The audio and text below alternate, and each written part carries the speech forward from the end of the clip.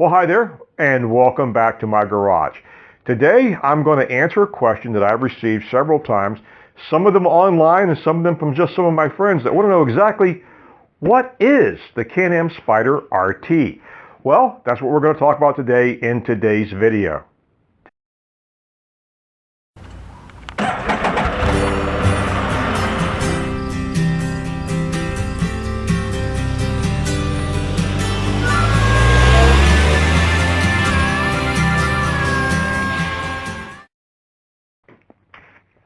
So exactly what is the Can-Am Spyder? Well, the manufacturer, BRP, refers to it as a three-wheeled luxury touring roadster. Touring roadster, which is what the RT stands for, actually it'd be roadster touring, but you get the idea. The parent company of BRP is based in Quebec, Canada, and they first started production of these machines in 2007. The very first production unit to roll off the assembly line is actually owned by Jay Leno. And they actually started with the RT. Now, Can-Am does make several other versions of the Spyder. And they are the RS, which was discontinued in 2016. The ST, Sport Touring. The F3, Sport Cruising. Now, to give you some idea of how many of these things have been produced, in 2015, the 100,000th Spyder rolled off the assembly line in Canada. Now, this particular model, Spyder RT, uses the Rotex 1330 three-cylinder engine. Before 2014, they relied on a two-cylinder 900cc engine. Now, the Spyder features 5.5 cubic feet of internal storage, which is located in the right and left side panniers, rear top storage, glove box storage, and the large forward storage area.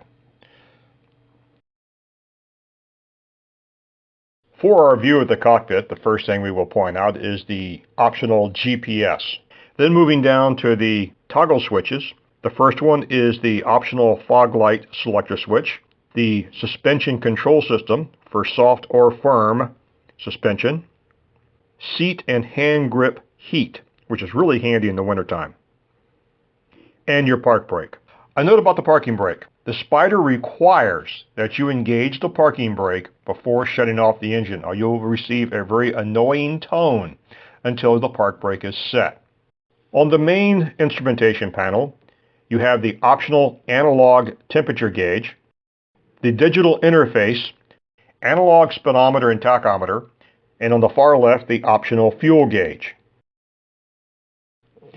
On the right-hand grip, you have the throttle, hazard flashers, emergency cutoff switch, cruise control, and your start button.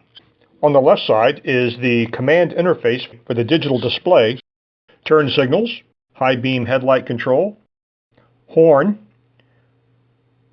windshield position control, and the transmission selector. And on top is the transmission reverse button. To access the fuel tank, you simply unlock the seat release, lift the seat, and the gas tank is located on the left-hand side. A note, the Can-Am Spyder requires premium gasoline.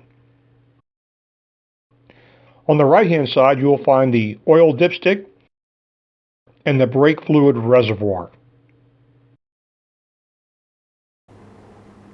Spyder is pretty much stock with only a few exceptions, and I'll point those out.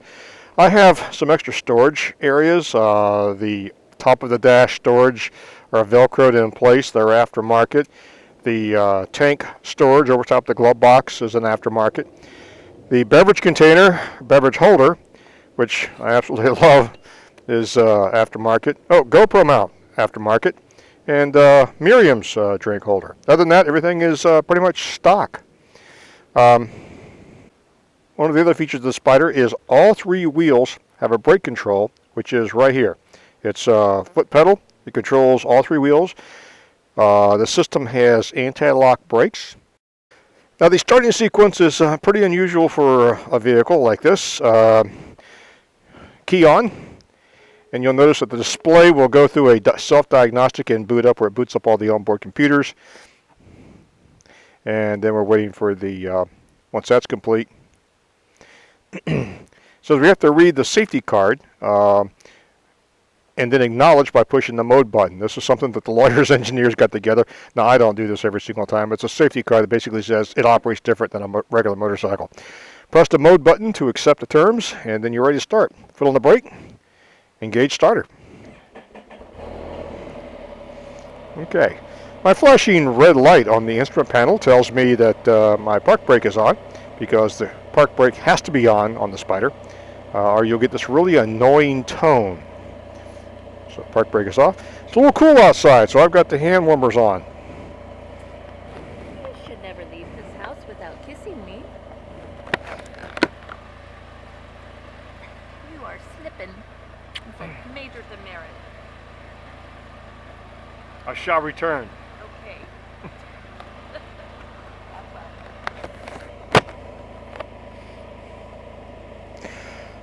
Okay. Okay, now, to get out of the driveway, we have to put the Spyder in reverse. To do that, you push the reverse button and the back side of the transmission selector to downshift. Push down, downshift, and she goes into reverse.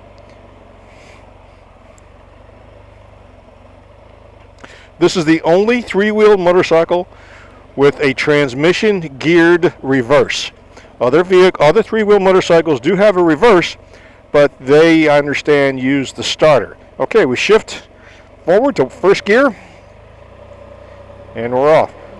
My Spyder has got about a little less than half a tank. I generally don't like doing that because you can build condensation in the tank, and water doesn't burn very well. All right. Transmission is pretty seamless. You do not let off the throttle when you shift gears, and you simply use the paddle to upshift. The other onboard computers that standard with the Spyder are the stability control, traction control. So if you ever get to the point where you're starting to lose traction with any of the wheels, the onboard computers will decide to override the throttle inputs and automatically get the Spyder under control, which increases safety. I am told there's a way to bypass that, but you know, I'm not looking for that, so I'm not going to use that. It downshifts by itself, so it goes right back to first gear without any coaching whatsoever. Now, if you're in mountainous terrain, you can manually downshift to get traction on back roads if you need to for descents and climbs, or if you want to use the transmission as a dynamic braking when going down a mountain instead of actually having to use the brake pedal, which can overheat the brakes in long mountain grades. Now I have the control center set to the speedometer, so I have the digital display speedometer along with the analog display, and although there is a protocol of when to shift gears based on your RPM, I typically use my ear. I've been driving manual transmissions. Gosh, my first and second vehicle was a manual transmission. The outside air temperature today is a 53 degrees. Now, a little chilly. I have the heated hand grips on, and I am here to tell you they are toasty. Turn signals are automatically canceling unless you're just changing lanes. In that case, you just have to push down, and that cancels the turn signal. I also wanted to mention, when we did the walk around for the Spyder, you probably saw the backrest for the driver. That is an option, which I have on my Spyder. It's a factory option. It really makes the Spyder more comfortable for long duration trips. Shutting down is really quite simple. Park brake on, key off.